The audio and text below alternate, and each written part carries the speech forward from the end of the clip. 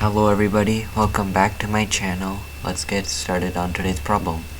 This is from the Thomas Calculus book, and let's see what they're asking us to solve. It says find the limit of x approaches -1, x power 3 minus x squared minus 5x subtracted by 3 whole divided by x plus 1. Now let's keep solving that further down. So in this portion of the equation, I'm gonna factor out the x first. So we have x squared minus x minus 5, and then we have the minus 3 at the end, all divided by x plus 1.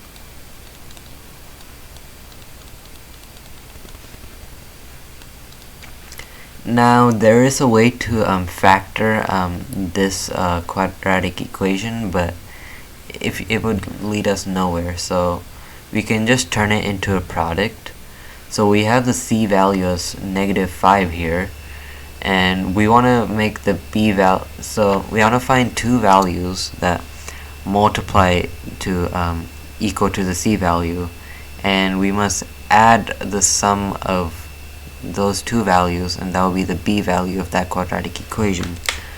So two numbers that multiply to -5, you could do -5 comma 1 or -1 comma 5, and you can use any of these to solve the equation. So I'm just going to use -5 comma 1. So if you add both of them, it's going to be -4. So our goal is to make the b value in this quadratic equation to -4. So x squared minus x minus 5. In order to make that -4, you subtract 3 more minus x. Minus 3. Now to neutralize the -3 we just subtracted, we must add 3x times x. So getting us 3x squared whole divided by x plus 1. Now going on, we simplify this. X squared minus 4x minus 5 minus, let's simplify this, whole divided by x plus 1.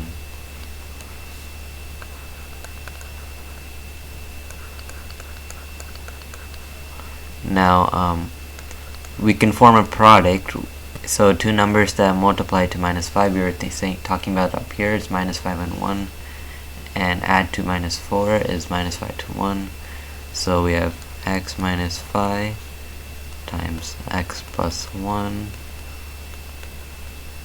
And if we use the difference of squares rule, a squared minus b squared, that's equal to a plus b times a minus b. So if we use that here, 1 minus x squared, or 1 squared minus x squared, it's 1 plus x times 1 minus x, whole divided by x plus 1. And we notice that we have x plus 1 and x plus 1 in common. This is x plus 1. So if we factor out the x plus 1 in the beginning of the equation,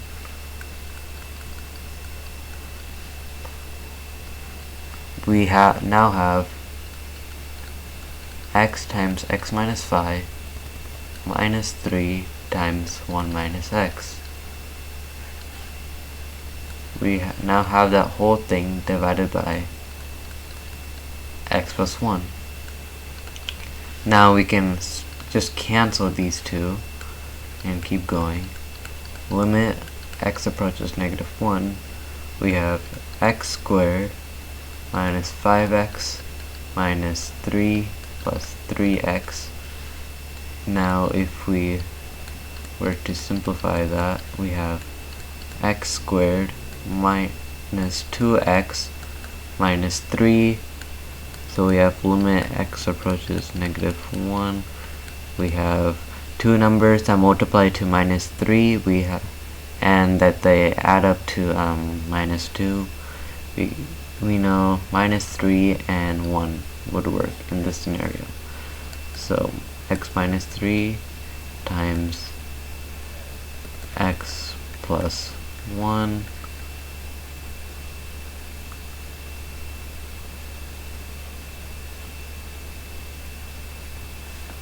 now let's find the limit of this, so we put minus 1 inside, so we have minus 4 times 0, so this is equal to, this approaches to 0, and that's our answer.